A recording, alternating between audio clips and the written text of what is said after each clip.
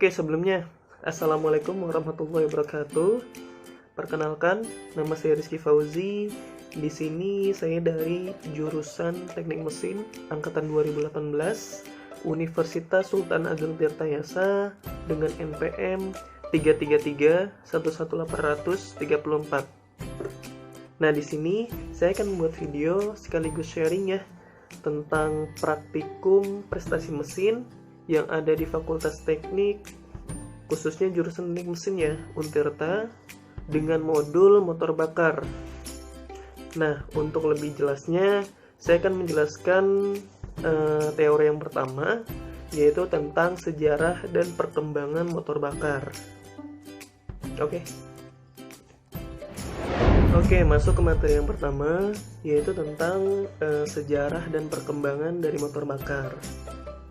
Nah, perkembangan dan sejarah dari motor bakar itu dimulai sejak tahun 1864. Nah, motor bakar itu ditemukan oleh ilmuwan yang bernama Lenoir yang mengembangkan mesin pembakaran dalam tanpa proses kompresi gitu. Nah, mesin Lenoir ini pada tahun 1865 diproduksi sebanyak 500 buah dengan dayanya itu 1,5 horsepower pada putaran 100 rpm. Nah gitu. Nah selanjutnya mesin Lenoir ini dianggap kurang efisien gitu, dan ditemukan mesin yang lebih efisien yang diberi nama Otto Langen engine gitu.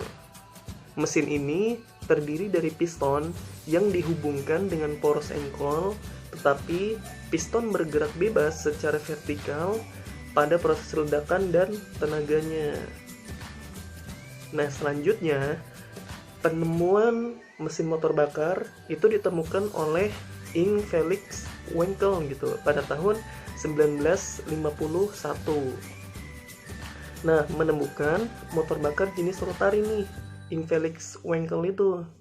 Nah, gambarnya dapat dilihat di sebelah sini, yang kemudian dibuat atau diwujudkan pada tahun 1957 gitu. Nah, selanjutnya pertengahan bulan Desember 1959 di kota Neckarsulm, pabrik NSU memperkenalkan motor rotari gitu pada tahun 1959. Nah, selanjutnya ilmuwan-ilmuwan lain ini mengembangkan gitu atau menemukan jenis motor bakar yang baru gitu. Nah, contohnya pada tahun 1862 Alphonse Beu de Rochas dari Perancis menemukan ide motor 4 tak gitu. Selanjutnya pada tahun 1876 Nicolas Auguste Otto membuat motor 4 tak gitu. Nah, selanjutnya pada tahun 1878 Dougal Clerk dari Inggris menemukan ide motor 2 tak gitu. Nah, selanjutnya 1891 John Day membuat motor 2 tak. Nah, yang terakhir pada tahun 1892 Rudolf Diesel dari Jerman, ilmuwan dari Jerman, menemukan ide dengan penyalaan panas atau yang sekarang kita kenal itu mesin diesel gitu. Nah, itu mungkin kurang lebih sejarah singkat dari perkembangan motor bakar di dunia ini gitu. Oke, selanjutnya saya akan menjelaskan tentang pengertian dari motor bakar. Nah, motor bakar merupakan suatu mesin kalor atau mesin konversi energi yang digunakan untuk mengubah energi kimia atau energi bahan bakar menjadi energi mekanik berupa kerja yang kerjanya itu secara rotasi gitu. Nah, motor bakar torak itu bisa menggunakan silinder tunggal atau satu silinder atau beberapa silinder gitu. Nah, salah satu fungsi torak atau piston digunakan untuk pendukung terjadinya pembakaran pada motor bakar gitu. Nah, tenaga panas yang dihasilkan dari pembakaran akan diteruskan ke batang torak atau batang piston kemudian diteruskan ke poros engkol, yang dimana poros engkol nantinya akan mengubah menjadi gerakan putar dan membuat mesin atau mesin pembakaran ini dapat bergerak gitu. Oke, selanjutnya motor bakar itu terbagi ke dalam dua jenis gitu. Ada motor diesel dan ada motor bensin. Nah, apa sih perbedaan dari kedua jenis motor bakar itu? Yaitu terletak pada sistem pengapiannya gitu.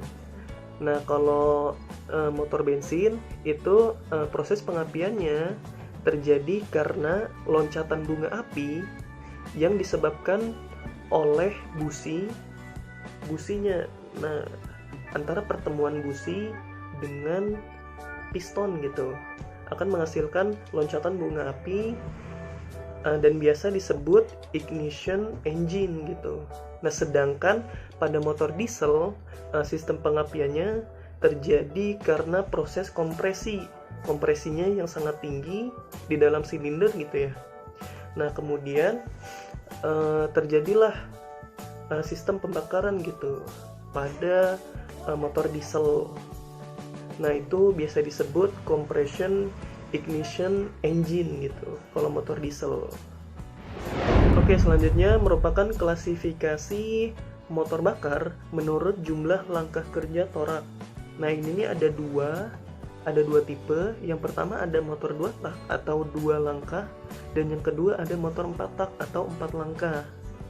Nah, motor 2 tak merupakan motor bakar yang memerlukan 2 langkah torak.